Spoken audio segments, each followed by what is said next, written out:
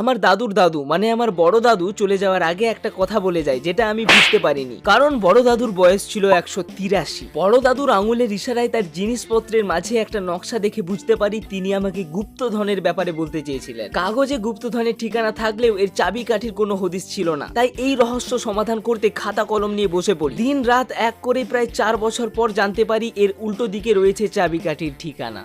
জীবনের ফালতু 4 বছর নষ্ট করে গুপ্তধনের রাস্তায় বেরিয়ে পড়ি। ঝড় বৃষ্টি মেঘ রোদ সবকিছুকে হার মানিয়ে একটাই লক্ষ্য আমার, গুপ্তধন আর চাবিকাঠি খুঁজে বের করতে হবেই। বহুদিন জঙ্গলে জঙ্গলে ঘুরে অবশেষে মাটি খোঁড়াখুড়ি করতেই গুপ্তধন পেয়ে যায়, কিন্তু চাবিকাঠি ছাড়া এটা খোলা অসম্ভব। তাই আবারও মাঠের পচা পানি খেয়ে শক্তি জগিয়ে হাতে নকশা নিয়ে বেরিয়ে পড়ি। একটু খোঁজাখুঁজি করতেই মিলে যায় চাবিকাঠি, কিন্তু এটা একটা নকল চাবিকাঠি, আসল হলে সেটা হবে সোনার। এরপর তালপাতা সেপাইর সোনার কাঠি গান শুনে ক্যালকুলেশন করে খুঁজে ফেলি দ্য গোল্ডেন কি, এবং সবশেষে গুপ্তধন খোলার পর তাতে ছিল